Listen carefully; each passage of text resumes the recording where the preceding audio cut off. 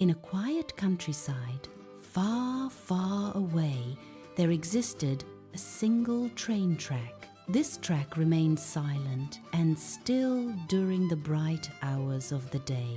But as twilight deepened, the track would awaken, humming with unseen energy. The locals whispered of this railway, calling it the Moon Line. For the train that travelled upon it was unlike any other. It had no driver, no blaring whistle, and followed no set schedule.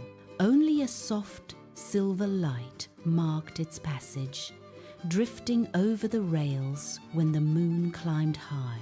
Near these mysterious tracks lived a small fox named Orrin. He was born in a cozy burrow nestled beneath the roots of a fallen oak tree. Growing up, Orrin would listen intently to the stories told by the wise old owls. They spoke of a train that moved without steam or coal. A train that carried dreamers instead of ordinary cargo. Most of the forest animals dismissed these tales as mere fantasy. But Orrin, with his curious heart, always watched the rails with anticipation as darkness fell. One crisp autumn night, as leaves swirled in the gentle breeze, the track began to hum with a vibrant energy. Tiny droplets of dew quivered on the blades of grass nearby. Suddenly, a pale blue glow streaked down the moonline, growing brighter as it approached. A long, shimmering train materialized, slowing gracefully to a halt at the forest clearing. Its windows were frosted over, yet a warm, inviting light emanated from within. Through the glass, Orrin could make out the shapes of children, fast asleep on plush, velvet seats. Drawn by an irresistible curiosity, Orrin took a tentative step closer to the magical train. To his astonishment, a tiny door unfolded just for him, as if welcoming him aboard. With a cautious paw, the little fox climbed into the train's enchanting interior. The seats were incredibly soft, like clouds beneath his paws. A conductor's hat floated in the air, hovering as if worn by an invisible head. Next to it, a ticket puncher danced in place, ready to mark his passage. Instead of paper, the puncher stamped a vibrant autumn leaf as Orrin's fare. With a gentle whisper, the doors closed securely, and the train began to move forward. It glided smoothly along the moonline, carrying Orrin into realms beyond imagination. They journeyed through places that did not exist in the waking world. Fields where giant dandelions swayed, their fluffy heads taller than barns. Rivers that defied gravity, flowing upward into the star-filled sky. Forests where gentle wolves tuned violins, creating melodies instead of mournful howls. Orrin pressed his nose against the cool glass, mesmerized by the ever-changing scenery. But the moonline had its rules, unspoken yet understood.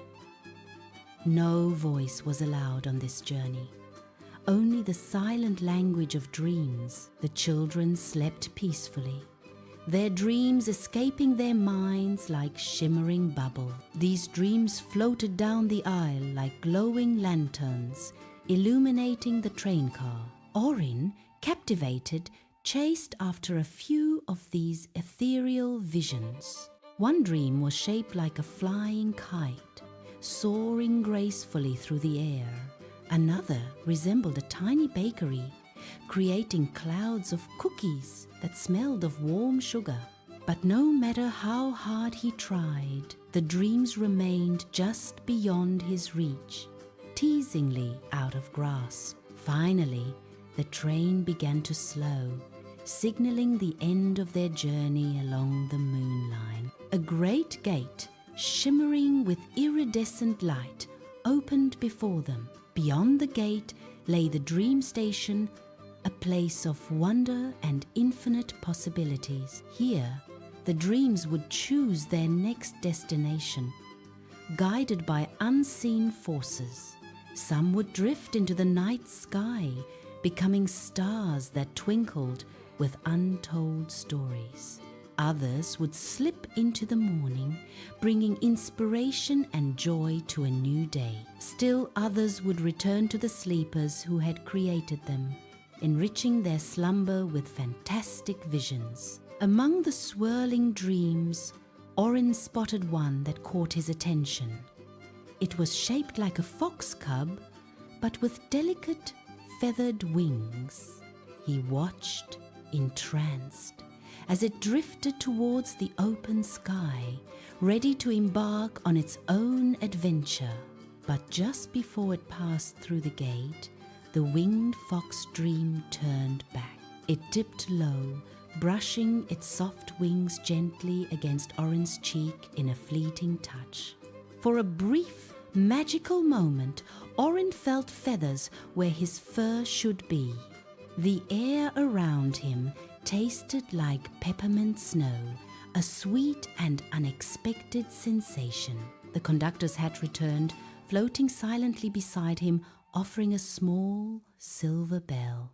Orrin took the bell gently in his teeth, careful not to damage its delicate form. The bell never rang, yet it glowed faintly with a soft inner light, even as the train carried him back toward the countryside. Before the first rays of dawn touched the horizon, the train let him off at the familiar forest clearing, leaving Orrin with a memory he would cherish forever.